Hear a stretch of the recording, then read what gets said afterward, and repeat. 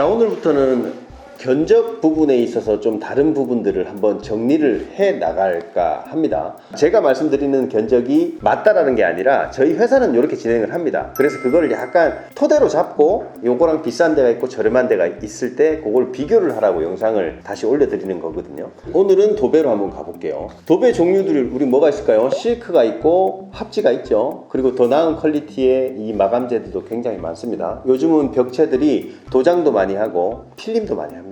근데 이제 가장 저렴하고 퀄리티를 낼 수 있는 게 저는 도배라고 생각을 합니다. 도장은 비용이 일반적인 상업 공간의 도장 시공 방법보다 좀 더 많은 밑작업이 들어가야 돼서 비용이 한 3배 정도 비쌉니다. 엄두가 안 나죠. 근데 이제 하이엔드급으로 갈 거면 도장이나 필름을 많이 사용하고 있는 추세인데 저거는 하이엔드 공사를 많이 하지는 않습니다. 그냥 거의 대부분 기본적인 공사에서 약간 좀 더 나은 퀄리티를 뽑아드리는 게 제 숙제지 비용을 많이 들여서 하는 시공은 저희는 많이 안 하고 있습니다. 실크와 합지 견적을 한번 뽑아 드릴게요. 이 견적을 토대로 비교를 해보시면 좋을 것 같아요. 자, 이제 도배만 했을 때 견적과 또 인테리어 하면서 도배를 할 때 견적은 또 달라요. 그거는 이제 하는 김에 할 수가 있는 경우들이 발생을 하는데 도배만 할 경우에는 그렇지가 않아요.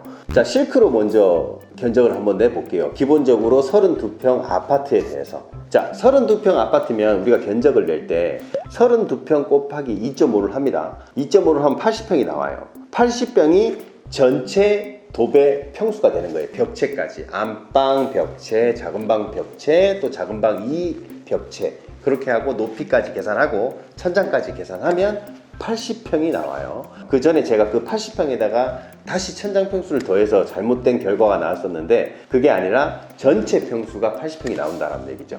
자, 32평 기준으로 곱하기 2.5를 하면 80평이 나오니까 80평에 대한 실크 견적이 나오겠죠. 80평 곱하기 평당 13,000원을 하게 되면 104만원의 실크 견적이 나옵니다. 여기서 이제 품수가 나오죠. 요즘은 품수가 15평의 한 품으로 계산을 합니다. 5.3품이지만 저희는 6품으로 시공을 하고 있거든요. 6명이 실질적으로 들어와요. 그래서 그 6명의 인건비가 156만원. 그 다음에 이제 기타 잡비, 뭐 풀값도 있고 기타 잡비 비용들이 이런 것들 포함하면 한 30만원 정도. 그리고 이제 퍼티, 요게 말이 제일 많은 것 같아요. 자, 철거를 먼저 하는 인원, 그리고 퍼티를 잡는 인원, 퍼티를 2분 잡는 인원도 있어요. 그러면 3명이 들어오게 되겠죠. 그것만 해도 100만원 정도가 나와요. 근데 저희 같은 경우는 이제 다른 공정을 같이 하면서 저희 인원과 퍼티 인원 한 분이 더 들어와서 밑작업을 하거든요. 그래서 30만원만 청구를 하고 있습니다. 근데 저희 입장입니다. 다른 업체분들은 그게 2명이 들어올 수도 있고 아예 안 들어올 경우도 있어요. 아예 안 들어오면 누가 하느냐? 도배 시공을 할 때 도배사분들이 그 일을 조금씩 나눠서 하는 거죠. 근데 저희는 그렇지는 않고 밑작업을 먼저 해놓습니다. 그게 30만원 비용이 들어갑니다.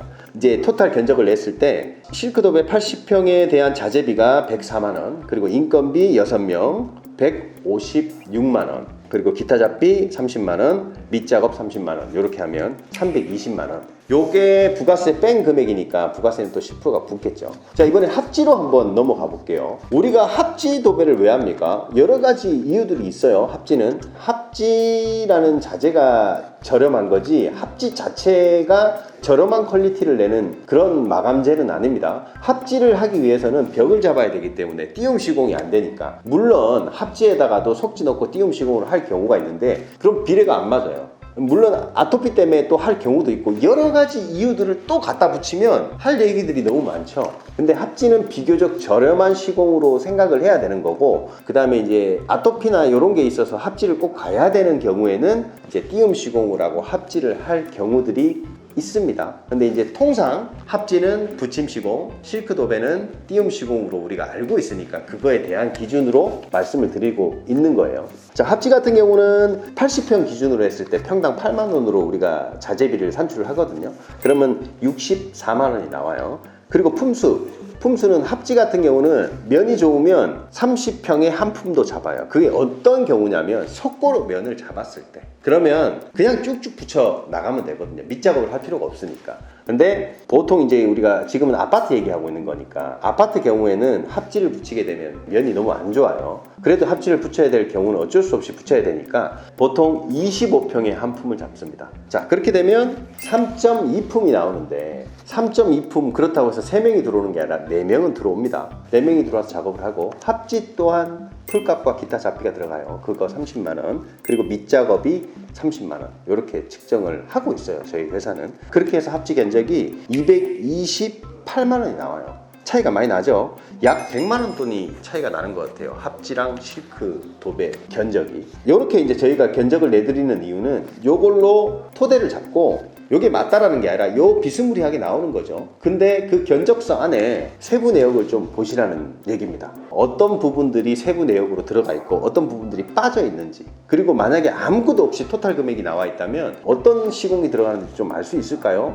그렇게. 근데 만약에 밑작업도 없다 이렇게 하면 밑작업을 원하지 않으면 안 하셔도 되는 거죠. 그게 협의가 되면 그대로 진행을 하고, 저는 밑작업을 좀 했으면 좋겠어요. 그러면 그 견적에서 밑작업을 플러스 시키면 됩니다. 업체 대표님들이 내는 견적과 소비자가 원하는 시공이 다를 수가 있기 때문에 그걸 말로 해서 맞춰 나가야 되는 부분인 것 같아요. 그 다음에 이제 요거는 인테리어 시공을 하면서 도배를 같이 시공했을 때 견적입니다. 만약에 지금 살고 있는데 우리가 도배만 다시 해야 될 경우, 이 가구들을 모아야 되는 경우도 있고 좀 치우고 아예 버리고 이런 경우들도 벌어지겠죠. 그렇게 되면 가구를 옮기는 그런 인원도 필요합니다. 그리고 이제 도배가 끝나고 나서 그 폐기물을 버리는 인력도 또 필요한 거죠. 그런 견적들까지도 다 파악을 해서 견적을 맞춰 나가야 되는 거죠. 그 견적서를 딱 받아봤는데 어느 업체는 320만 원, 어느 업체는 380만 원. 이 차이가 많이 나잖아요. 그때 세부 견적을 비교해 봐야 되는 경우죠. 우리는 이사 오는 거기 때문에 그 짐을 치울 필요가 없으니까 그런 인력을 안 쓰셔도 됩니다. 그러면 금액이 낮아지는 거고,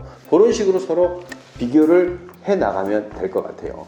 일단 이렇게 견적을 한번 내봤고, 다음에는 또 다른 시공들 견적이 다른 이유를 한번 영상으로 남겨볼까 합니다. 우리 회사가 이렇게 하고 있다는 거기 때문에, 그리고 이제 이 견적보다 더 나은 견적 산출 방법이 있다면 한번 공유도 같이 해주십시오. 그러면 이제 구독자님도 그렇고 저도 그렇고 많은 참고 자료가 될 것 같습니다. 영상 여기까지 하고 다음 영상에서는 또 다른 우리 시공 견적으로 찾아뵙도록 하겠습니다. 고맙습니다.